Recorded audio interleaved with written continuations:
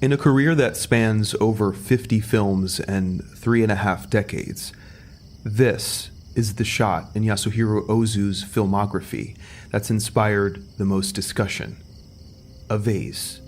A vase in the dark of a room at a Kyoto inn, backed by a latticed-framed window and the blurred shadows of bamboo gently swaying in the night.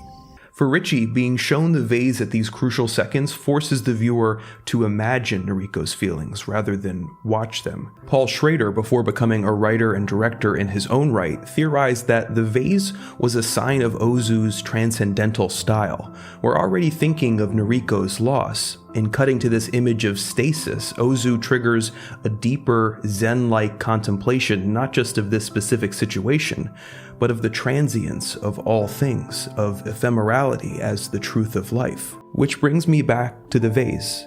For David Bordwell, the vase is an example of Ozu's formal playfulness. By cutting to something that is clearly not in Noriko's line of sight, he's blocking us from the subjectivity of a normal POV shot, decentering our viewing experience so that we can consider the story from various angles and not just from Noriko's perspective. Kristen Thompson believes the vase is an arbitrary object, a non-narrative element wedged into the action, she says. このままお父さんといたいの。どこにも行きたくないの。お父さんとこうして一緒にいるだけでいいの。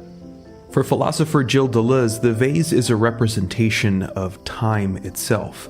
Because it is a still image that does not change, the only thing that moves here is the passage of time, something that's made more explicit by the shots that come before and after. This is important because human consciousness is a function of time. Time is what the mind is made of. So for a few seconds, this shot allows us to observe that basic medium in its pure form. To Hasume Shigehiko, the influential Japanese film critic, it's peculiar that we even consider this a shot of a vase when there are so many other things in the frame, like the shoji window and the shadows of the bamboo.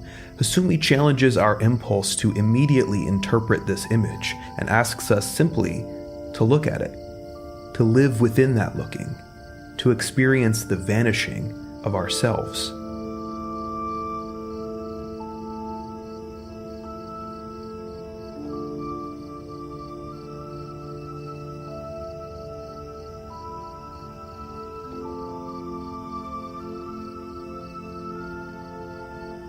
I find all of these readings compelling. They speak to the unique power that Ozu has that he developed over his long career.